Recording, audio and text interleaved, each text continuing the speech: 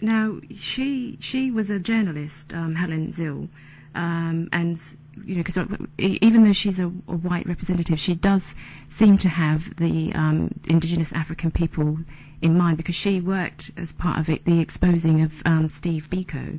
So she's not just about a white vote, is she?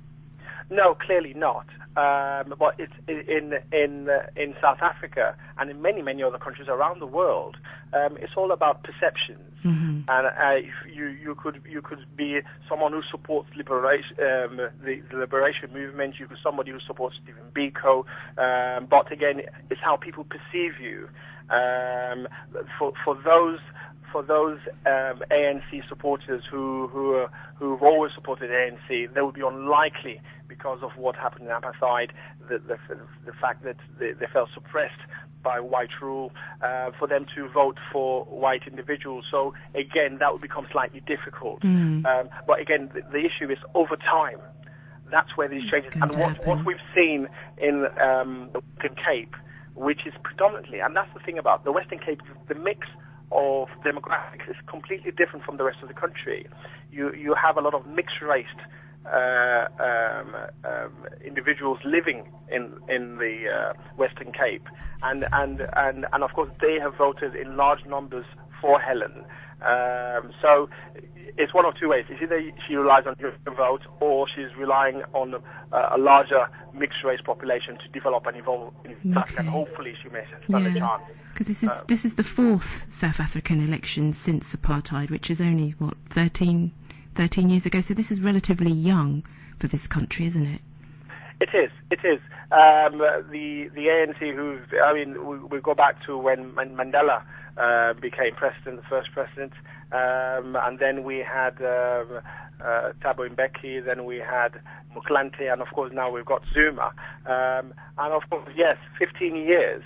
It's what it's taking for the ANC to develop and evolve from a liberation movement to a political party. Yes. They're very young, but they've been riding that liberation wave for some time.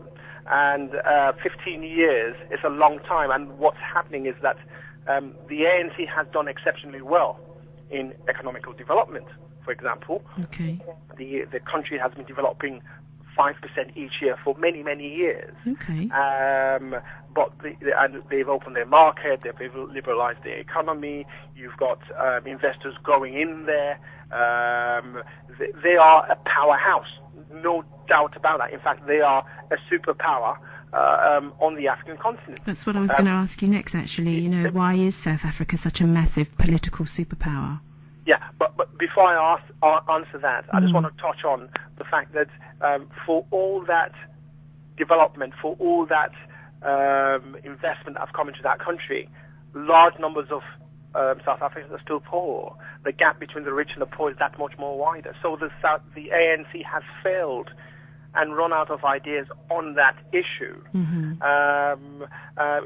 In relation to your last question, which is about, if you can just recap on that. Yeah, why is South Africa such a big political powerhouse at the moment? Why is it so important, this elections in South Africa? South Africa, well, there's always this notion that when South Africa sneezes, the rest of Africa catches a cold, simply because it's such a big country and large amount of investment. The GDP growth is very high. In fact, if you look at the combined GDP total for all the 48 countries in the sub-Saharan Africa, half of that GDP goes straight to South Africa. So clearly they're giving significant amount of money. Okay. There's no doubt about it. And of course, you only got to look at what the G20 stands for, which we had recently in England, who came to...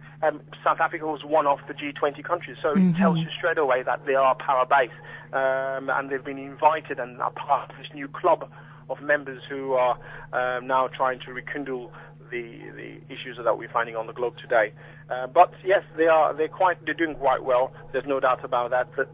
The question is, can they continue the momentum, and what new policies do they have to bring about change for the South African people and address the issue of poverty large numbers of South Africans don't have access to housing, access to water, electricity is for the few and the privileged, access to education is an issue. So when you think about things that you and I aspire to, jobs, security, these are all major things, and for large numbers of South Africans, it's not happening. And the question is that Zuma fought the elections without really a mandate.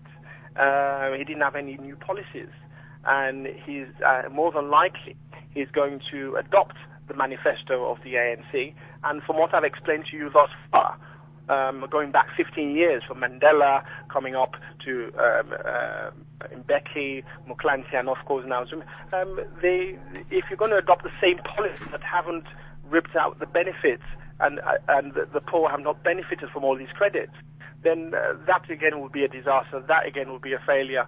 He's got to come up with something new and vibrant in terms of trying to address issues for his own people. And that's where he's going to come unstuck, because I'm afraid the ANC thus far have not come up with any new ideas. It's a tough one for them, I must admit, because they've got an economy that's doing well on balance, an economy that attracts large numbers of people beyond the South Africans themselves. We've got Zimbabweans who flock to South Africa. We've got other from different African countries who come all the way to South Africa for jobs. So it's a magnet attracting large numbers of people. And in fact, only last year we had xenophobia, which was a major problem where South Africans, Zimbabweans lost their lives. A lot of people were chased around, all around the issues of jobs. So job creation is a very important thing for South Africa. So do you think the ANC is losing popularity? Well, no, clearly from the elections they're not on balance, but their numbers, their percentages have gone down. And that's got to because be have people voted out of habit, do you think? Well, yes. Those, as I'm trying to explain, they are still riding the wave of liberation. And people still see them as that. Until we get to the stage where people start asking the questions, well, why haven't they addressed the issue of housing? Why is it that they haven't addressed issues that are around education, healthcare, and so on and so forth, and of course jobs? Then that is. But in saying that, we've got to give them some benefits. They've brought family tax credits into the system. They've brought pensions into the system. And if you think about it, blacks, South Africans would not have benefited from any such of benefits like the ones I've just mentioned during the apartheid movement. No. Impossible. So they've done something. The question is it enough? Clearly it's not. And are we giving them enough time to do it in as well? Because this is only 15 years on. Well. Again, the benchmark by which they're being measured, the pressure to deliver at home, the expectation around the world, and more so on the African continent, because people are looking to them as the blue-eyed boys on the ground, right? Saying you do it properly, we'll follow. So from that perspective. Do you think that's possible, that you do it first and we'll follow? Do you think that they are a model for other African countries? Well, every African country is slightly different, but there's nothing in terms of learning from best practices from one another. And South Africa do have some good things that they've done, but again, there's some massive failures to address issues of poverty, and that is endemic across Africa, with South Africa no exception. And of course the issue of healthcare, which is major. Large numbers of kids die every day, unnecessarily so.